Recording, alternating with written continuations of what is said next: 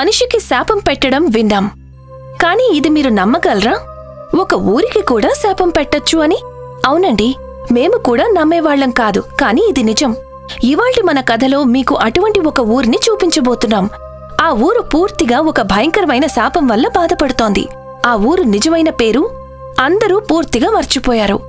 అందరూ దాన్ని శాపం ఉన్న ఊరుగా గుర్తుపెట్టుకున్నారు. అంటారు, ఆ ఊరికి ఒక భయంకరమైన శాపం ఉండేది. ఆ ఊర్లో ఏ అబ్బాయి కూడా 18 ఏళ్ల కన్నా ఎక్కువగా బతికేవాడు కాదు. 18 ఏళ్లు రాగానే తను ఆ ఊర్లో ఎత్తైన పర్వతం ఎక్కి దూకి తన ప్రాణాలు తీసుకునేవారట. అంటే ఆ ఊర్లో ఏ అబ్బాయి వయసైనా 18 కాగానే ఆ రోజు వాళ్ల ఇంట్లో 18వ పుట్టినరోజు నాడే పొద్దుట నుండి అందరూ ఏడుపులు మొదలు పెడతారు. ఇక నా కొడుకు బతికుండడు, ఎవరైనా నా కొడుకుని కాపాడండి. నా కొడుకు ఇక ముసలితనములో నాకు తోడుగా ఉండడు. బాధపడకు బాబు, ఏం చేయగలం? ఇది మన ఊరికి తగిలిన ఒక శాపం కదా. అవునక్క, మా ఊళ్ళో ఏ కొడుకైనా సరే 18 ఏళ్లు నిండగానే స్వయంగా వెళ్లి ఆ ఎత్తైన పర్వతం ఎక్కి దూకి తన ప్రాణాలు విడిచేస్తాడు. నేను కూడా నా బిడ్డని పోగొట్టుకున్నాను. నేను వెళ్ళనివ్వను, మా అబ్బాయిని వెళ్ళనివ్వను. ఎవరైనా వాడిని ఆపండి, ఎవరైనా నా బిడ్డను ఆపండి. మీరు ఎలాంటి తండ్రసలు? మీరైనా మీ అబ్బాయిని ఆపండి. ఆగు, ఆగు.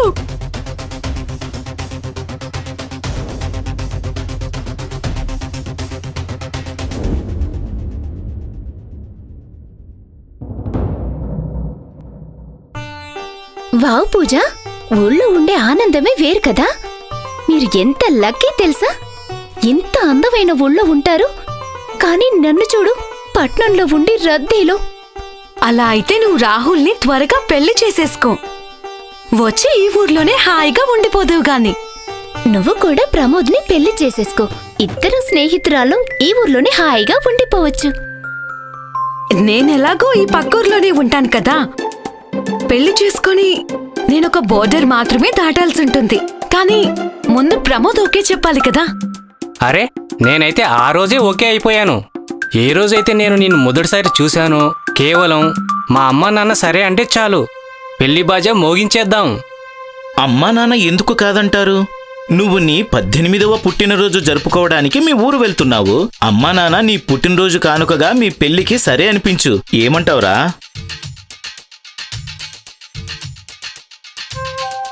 ఇక్కడ నుండి ఆ శాపమున్న ఊరు ఎంత దూరం? మీ ఇద్దరి వయసు ఎంత? బాబా, వీడికి రేపు 18 ఏళ్లు పూర్తి అవుతాయి. ఇక నాకు 2 రోజుల తర్వాత మేము మా పుట్టినరోజులు జరుపుకోవడానికి మా ఊరు వచ్చాం. వెళ్ళిపోండి, వెళ్ళిపోండి, తిరిగి వెళ్ళిపోండి. ఈ శాపం ఉన్న ఊర్లో ఎవరూ 18 ఏళ్లు దాటి బతకరు. పారిపోండి. మీరు మీ పుట్టినరోజును కాదు, చావు రోజును జరుపుకోవడానికి వచ్చారు. పారిపోండి, పారిపోండి. అది అతనసలు ఏమంటున్నాడు? ఏదో పిచ్చిగా మాట్లాడుతున్నాడు. హా, ఒకవేళ 18 ఏళ్లకి పైన ఎవరు బ్రతకకపోతే మా నాన్న ఎలా బ్రతికి ఉన్నారు? అతని వయసు ఇప్పుడు 45 ఏళ్ళు. అవును, కాని అతని చెప్పిన మాటల్లో ఏదో నిజాయితీ ఉండే ఉంటుంది కదా. అలా ఎవరు ఊరికి అరవరు కదా. ఒక మాట చెప్పు, ఈ ఊరి పేరు శాపం ఉన్న ఊరు అని ఎలా పడింది? చాలా వింతగా ఉంది కదా. ఏమో తెలీదు. మాకప్పుడు 6 ఏళ్లు. అప్పుడే అమ్మా నాన్న పట్టణానికి పంపేశారు. అప్పటి నుండి ఎప్పుడూ రాలేదు. అలాగే వాళ్ళు కూడా మమ్మల్ని రానిచ్చేవారు కాదు. అవును, ఇవాళ మేము మొండిగా వస్తున్నాము. మరి యవ్వనంలోకి అడుగు పెడుతున్నాం కదా. అమ్మా నాన్నలతో కలిసి ఈ ఆనందాన్ని పంచుకోవాలి కదా. కాని వాళ్ళందరూ ఊరికి చేరుకునేసరికి వాళ్ళమ్మ వాళ్ళని చూడగానే ఏడవటం మొదలు పెడుతుంది. అసలు నువ్వెందుకొచ్చావు? ఎందుకొచ్చావు? బాగుందమ్మా. కొడుకు ఇన్నాళ్ళకి తిరిగి వస్తే సంతోషించే బదులు నువ్వు ఏడుస్తున్నావు ఎందుకు? బాబు, ఈ సమయమే అటువంటిది. వెళ్ళిపో, వెళ్ళు. అవును, మీరిద్దరు వెళ్ళిపోండి, వెళ్ళిపోండి. అయ్యో నా తల్లి, మేమిద్దరం మీ కళ్ళ ముందే పుట్టాం. ఇప్పుడు 18 ఏళ్ళు వచ్చాక యవ్వనంలో కూడా మీ ముందే కాలు పెట్టాలని అనుకుంటున్నాం. వద్దు, ఈ ఊర్లో ఎవరూ యవ్వనంలో అడుగు పెట్టలేరు. మీరిద్దరూ వెళ్ళిపోండి. నా మాట విని వెళ్ళిపోండి. ఇద్దరి తల్లిదండ్రులు అలాగే ఊర్లో వాళ్లందరూ చాలా నచ్చజెప్పడానికి ప్రయత్నిస్తారు. కాని పట్నం నుండి చదువుకున్న సైన్స్ కాలంలో ఉన్న పిల్లలు వాళ్ల మాటల్ని పట్టించుకోరు. ఆ మరుసటి రోజే రాహుల్ పుట్టినరోజు. పొద్దుట లేవగానే తను చూసేసరికి ఊర్లో చాలా మంది జనం తన ఇంటి బయట కూర్చుని ఉన్నారు. ఇక తన తల్లిదండ్రులు ఇప్పటికీ అలా ఏడుస్తూనే ఉన్నారు. అప్పుడే పూజ కేక్ తీసుకుని అక్కడికొస్తుంది. వాళ్లందరూ ఏడవటం చూసి ఇలా అంటుంది. అసలు మీరంతా ఎందుకు ఏడుస్తున్నారు? సంతోషంగా ఉండండి. చూడండి, నేను మీ అబ్బాయి పుట్టినరోజుకి కేక్ తీసుకునొచ్చాను. కేక్ అంటే ఏంటి? పట్నంలో పుట్టినరోజు నాడు దీన్ని కోసి చాలా సంతోషపడుతుంటారు, తింటారు కూడా. మరి అక్కడే జరుపుకోవాల్సింది ఇక్కడి వరకు ఎందుకొచ్చారు? ఏంటిది? ఊరుకో అమ్మా, ఏం జరగదు. పద వెళ్ళి కేక్ కట్ చేద్దాం. ఇక వాళ్లందరితో కలిసి తను పుట్టినరోజుని జరుపుకుంటాడు. ఇక పూర్తిగా 18 ఏళ్ల పుట్టినరోజు జరుపుకున్న తరువాత కూడా తనకి ఇవి జరగదు. ఇది చూసి అందరూ సంతోషిస్తారు. అబ్బాయిలందరూ తమ మూఢనమ్మకాన్ని విడిచిపెట్టేస్తారు. అందరూ సంతోషపడతారు. రాత్రికి వాళ్ల ఇంటి మేడ మీద పడుకుంటారు. కాని అప్పుడే వాళ్లందరికీ తెలివొస్తుంది. వాళ్లు చూసేసరికి రాహుల్ తన పక్క మీద నుంచి లేచి మెట్లు దిగి ఏటో వెళ్తూ ఉంటాడు. అందరూ తనని ఆపాలని అనుకుంటారు, కాని ఎవరూ పట్టుకోలేకపోతారు. తను అక్కడ్నుంచి పరిగెడతాడు. అందరూ తన వెనక పరిగెడతారు. కాని తను వెళ్లి ఆ కొండ మీద నుండి దూకేస్తాడు. అసలిలా ఎలా జరిగింది? నా రాహుల్ చాలా తెలివైనవాడు కదా. అందరికీ బ్రతకడం నేర్పించేవాడు. స్వయంగా ఎలా సూసైడ్ చేసుకున్నాడు? నాకు ఇప్పటికీ నమ్మశక్యం కావటం లేదు. తను 18 ఏళ్ల వాడయ్యాడు. మనం తన పుట్టినరోజుని జరుపుకున్నాం. అప్పుడు తనకి ఏమీ కాలేదు. మరి రాత్రికి రాత్రి అకస్మాత్తుగా.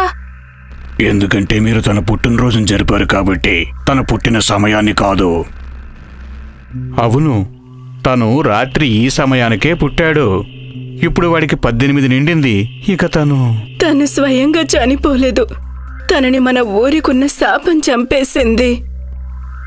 అయినా నువ్వేంటి నాటకాలాడుతున్నావు? ఏంటి నీకు తెలీదా? మీ ఊరి శాపమే మా ఊరికి కూడా తగిలింది అని. ఏంటి, నా ఊరిదా? అవును, పో ఇక్కడ్నుండి.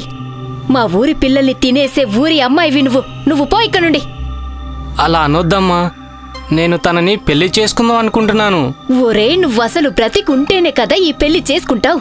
ఈ అమ్మాయి ఊరికి చెందిన ఒక ఆవిడ పెట్టిన శాపం వల్లే ఇవాళ మన ఊర్లో అందరూ ఇలా చనిపోవాల్సొస్తుంది. పో ఇక్కడ్నుండి. అందరూ రాధికని ఇక్కడ్నుండి పంపించేస్తారు. పూజ పరిస్థితిని దృష్టిలో పెట్టుకుని అక్కడ్నుండి వెళ్లిపోవడమే మంచిదని అనుకుంటుంది. తను వెళ్లిపోయిన తర్వాత ప్రమోద్, ఆర్తి అందరూ అడగడం వల్ల తల్లి ఇలా చెప్తుంది. పక్క ఊర్లో ఉండే ఒక అమ్మాయికి ఇదే ఊర్లో ఉండే అబ్బాయితో పెళ్లి నిశ్చయమవుతుందని. పెళ్లికి ముందు ఎన్నో రోజులు వాళ్లు కలుస్తూనే ఉండేవారు. కాని సరిగ్గా పెళ్లి సమయానికి అనుకోకుండా వాళ్ల పెళ్లి ఆగిపోతుంది. ఆ సమయానికి తను కడుపుతో ఉంది. అబ్బాయి తండ్రి ఈ కారణం వల్లే వాళ్ల పెళ్లిని ఆపేస్తాడు. ఆ అమ్మాయి తనకి పుట్టిన పాప కోసం అడిగినా సరే అతను పెళ్లికి ఒప్పుకోడు. తప్పనిసరి పరిస్థితిలో ఆ అమ్మాయి తన పాపని వాళ్ళమ్మ దగ్గరే వదిలిపెట్టి తను వెళ్లి ఆ కొండ మీద నుండి దూకి చనిపోతుంది. చనిపోయిన తరువాత తన ఆత్మ ఊర్లో తిరుగుతూ ఉండేది. తను ఊరు మొత్తాన్ని శపిస్తుంది. గుర్తు పెట్టుకోండి, మీ ఊళ్ళో వాళ్ళంతా ఒక అమాయకురాలైన ఆడపిల్లని ఎలా అన్యాయం చేశారు. ఈ రోజు నుండి ఈ ఊళ్ళో ఏ అబ్బాయి కూడా 18 ఏళ్లకు మించి ఉండడు. ఇవాల్టి నుండి ఈ ఊళ్ళో ఏ అబ్బాయికి పెళ్లి జరగదు. ఆ అబ్బాయికి 18 ఏళ్లు నిండగానే ఈ కొండ మీద నుండే నా ఆత్మ తనని నాలోకి కలిపేసుకుంటుంది. చేస్తారు, అందరూ చేస్తారు, ఒక్కొక్కరు చొప్పున చేస్తారు. ఊరు మొత్తం తమ కొడుకు పెళ్లిని చూడ్డానికి జీవితాంతం భయపడుతూ ఉంటారు. ఇక అప్పటి నుండి ఈ ఊరు శాపమున్న ఊరుగా మారిపోయింది. ఇక ఈ రోజు దాకా ఎవరి ఇంట్లోనైనా కొడుక్కి 18 ఏళ్లు నిండగానే తనంతట తానే కొండ మీద నుండి దూకి చనిపోతాడు. ఆ కొండ మీద నుంచి దూకే కమల కూడా చనిపోయింది. ఏంటి, ఆ కమల నా తల్లా? ఆవిడే ఈ ఊరు మొత్తానికి శాపం పెట్టిందా? అవును తల్లి, నువ్వు ఆ దురదృష్టవంతురాలి కూతురువే. ఇక అమ్మమ్మ తనని ఆ అబ్బాయిని మర్చిపోమని చెప్తుంది.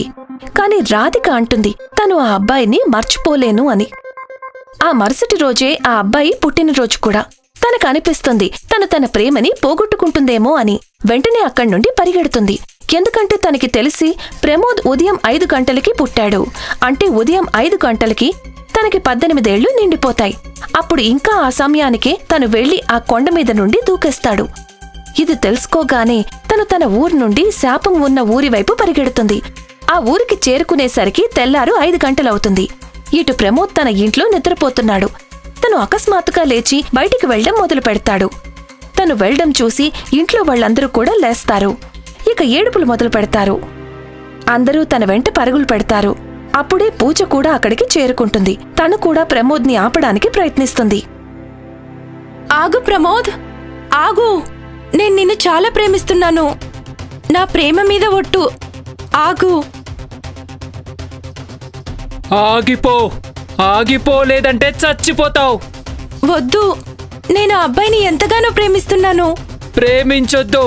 ఈ ఊళ్ళో అందరూ మోసగాళ్లే. నేను కూడా ఒకప్పుడు ఈ ఊరి అబ్బాయిని ప్రేమించేదాన్ని. నేను తనని వదలాలని అనుకోలేదు, కానీ తను నన్ను వదిలేశాడు. కానీ తను నన్ను వదిలిపెట్టడమ్మా. అమ్మా? అవునమ్మా, నేను నీ కూతుర్ని. నేను తన్ని నా భర్తగా స్వీకరించాను. మీరు మీ కూతుర్నే విధవరాలిగా మార్చేస్తారా?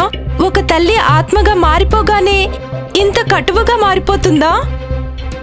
అమ్మా, ఒక్కరు చేసిన తప్పుకి నువ్వు అందరినీ శిక్షించకూడదు. మీరు మీ శాపాన్ని వెనక్కి తీసుకోవలసిందే. ఇప్పుడు ఈ ఊరు నా అత్తారిల్లు. రేపు నాకు కొడుకు పుడతాడు, మీ మనవడు. మీరు వాణ్ణి కూడా 18 ఏళ్లు నిండగానే చంపేస్తారా? లేదు లేదు, ఇలా చేసావేంటమ్మా నువ్వు? నీకు తెలీదా ఈ ఊళ్ళో వాళ్ళంతా కలిసి నన్ను ఏం చేశారో?